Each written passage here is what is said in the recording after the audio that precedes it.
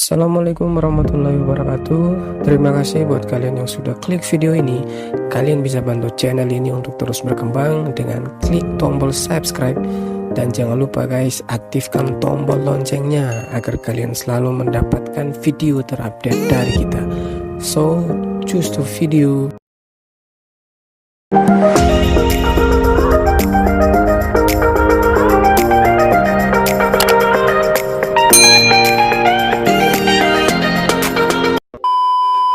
Assalamualaikum warahmatullahi wabarakatuh. Balik lagi di channel gue. Seperti biasa, gimana kabar kalian semua teman-teman? Gue doain tetap semangat, tetap sehat dalam menjalankan aktivitas setiap harinya. Oke, seperti biasa di video kali ini gue akan ngebahas beberapa fenomena alam khususnya yang sempat hampir memusnahkan bumi. Nah, kalau kita berbicara soal fenomena alam yang dari awal sampai sekarang ini sering terjadi, mungkin itu akan hanya seperti hal yang biasa. Nah, kira-kira bagaimana kalau misalkan fenomena alam ini hampir mengancam kepunahan bumi atau hampir aja membuat dunia berakhir? Penasaran? Daripada intro kita kepanjangan, kita langsung aja ke videonya. Tepat pada tanggal 24 November 1961, dunia hampir saja menjadi debu oleh bom nuklir hanya karena kegagalan sistem komunikasi. Hal itu terjadi ketika markas besar strategi Amerika tidak mendapatkan kontak dengan 3 pangkalannya dan menduga itu adalah serangan musuh. Segera tentara Amerika bersiap untuk melakukan perang dengan Rusia. Akan tetapi untungnya pilot pesawat tempur yang mengecek pangkalan yang hilang kontak itu mengkonfirmasi bahwa tidak ada serangan musuh. Ternyata putusnya kontak disebabkan stasiun pemancar rusak karena kepanasan. Ngebayangin nggak kalau misalkan hal itu benar-benar terjadi, maka dunia akan hancur. Yang kedua, meletusnya Gunung Tambora. Nah, ternyata bencana besar pernah melanda Indonesia, khususnya di Kalimantan, ketika Gunung Tambora meletus dan menewaskan 88.000 jiwa guys. Gunung tersebut mengeluarkan debu dan batu sejauh 175 km, dan efek dari letusan ini adalah gunung ini atau bencana ini menyebabkan bencana lain seperti tsunami dan angin puting yang konon katanya tercatat dalam beberapa media. Tsunami ini setinggi 4,6 meter dan bekas abunya itu bisa sampai atau kita temukan sejauh 1.300 km guys. Yang berikutnya ada peristiwa Carrington. Peristiwa Carrington ini merupakan peristiwa terbesar dalam sejarah fenomena alam di muka bumi. Kenapa? Ini merupakan fenomena yang paling sangat-sangat ekstrim karena ini merupakan semburan matahari yang paling besar. Artinya adalah terjadi ledakan besar di atmosfer matahari, sehingga atas kejadian ini matahari tersebut melepaskan energi sebesar 10 miliar bom atom. Kebayang nggak kalau misalkan ledakan itu sampai ke bumi, kira-kira seperti apa nasib bumi kita guys. Dan radiasi tersebut menghasilkan badai atau mengakibatkan badai geomagnetik yang merusak semua peralatan listrik yang ada di bumi.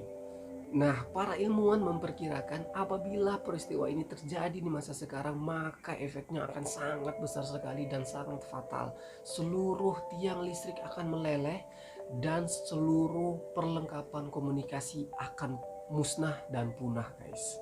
Nah, yang berikutnya ada insiden roket di Norwegia.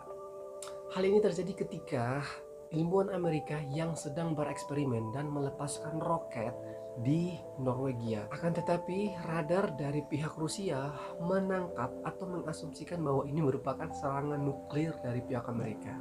Nah, dan memang kondisi saat itu antara Amerika dan Rusia memang sedang dalam kondisi perang dingin guys. Nah, sehingga Presiden Rusia yang saat itu adalah Presiden Yeltsin itu memberikan waktu 8 menit ke Amerika untuk melakukan serangan balasan jika mereka tidak mengambil keputusan.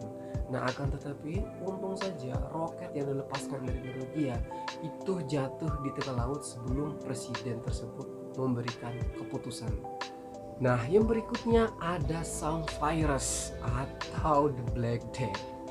Nah, bagi sobat semua yang belum tahu apa itu The Black Death, jadi The Black Death ini merupakan sebuah wabah yang melanda atau menghantui abad ke-14.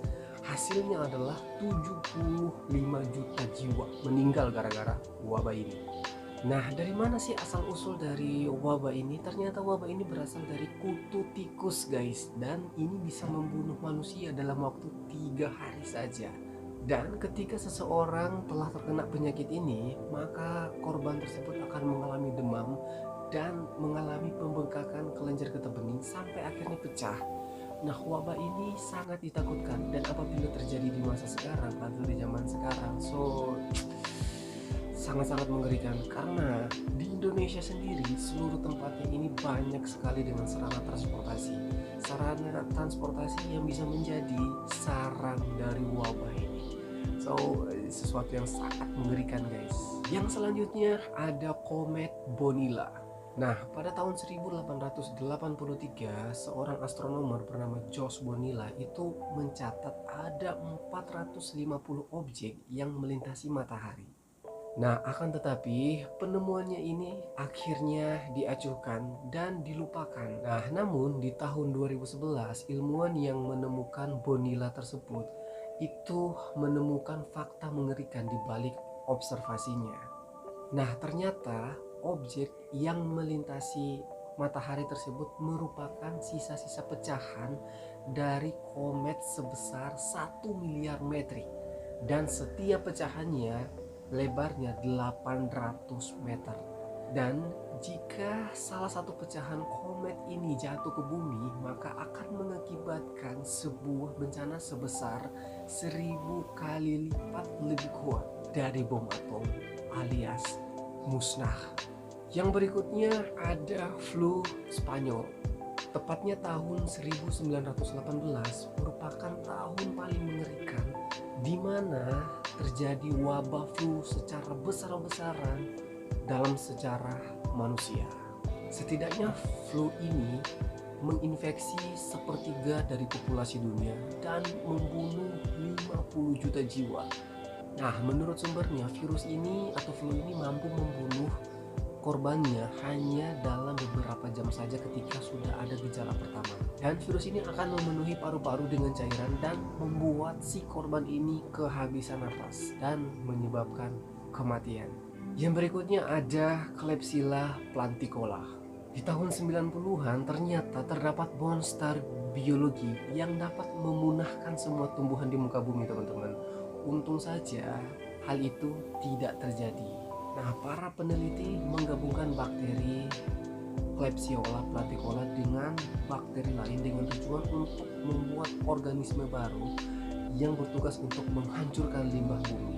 Nah, untung aja para kritikus saat itu berhasil mencegah tindakan ini, berhasil mencegah penemuan ini agar tidak diteruskan. Nah, kalau sampai ini terjadi, efeknya akan memusnahkan semua hasil panen para manusia, teman-teman.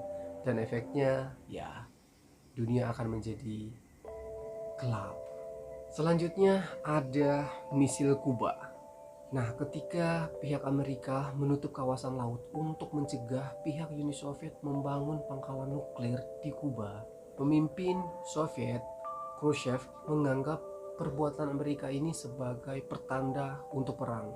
Dan selama 13 hari, kedua belah pihak di tahun 1962 mempersiapkan seluruh perlengkapan persenjataan nuklir dan bersiap untuk perang. Bahkan Presiden Kennedy telah mengungsi ke kubu perlindungan bawah tanah. Dan ketegangan ini akhirnya mereda setelah pihak Uni Soviet menyetujui untuk membongkar pangkalannya yang ada di Kuba. Dan pihak Amerika pun berjanji untuk menghentikan blokadenya dan membongkar pangkalan nuklirnya yang berada di Turki. Ya, ini kalau misalkan kita lihat dalam sejarah antara Amerika sama Rusia yang dulunya Uni Soviet, ini benar-benar dari dulu bersitegang dan selalu terlibat perang dingin guys, dan ujung-ujungnya adalah ancaman untuk perang nuklir, dan itu efeknya bakalan besar ke seluruh belahan dunia. Yang terakhir ada alarm nuklir palsu. Pada tahun 1983, Stanislav Petrov itu menerima peringatan di komputernya bahwa ada 5 rudal yang diluncurkan Amerika. Dan prosedurnya jika menerima alarm serangan rudal atau nuklir dari negara tetangga atau negara musuh, itu harus melaporkan ke pihak atasannya. Untung saja Petrov tidak melaporkan kejadian itu ke atasannya dan mengikuti firasatnya bahwa ini ternyata salah. Dan jika saja Petrov memberitahukan ini kepada atasannya, sudah pasti pihak Uni Soviet akan meluncurkan serangan balasan ke pihak Amerika.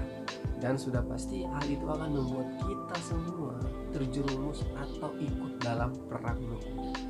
Nah, ternyata perasaan Petrov atau firasatnya itu benar. Yang kejadiannya adalah peringatan yang muncul di komputernya itu karena satelit Soviet sinar pantulan matahari sebagai rudal. Wow. Oke, mungkin itu aja video gue kali ini. Semoga memberikan manfaat buat kalian semua. Jangan lupa dukung channel ini dengan klik tombol like, komen, dan subscribe agar channel ini terus berkembang dan bisa memberikan update video terbaru buat kalian semua. Oke, sampai ketemu di video berikutnya.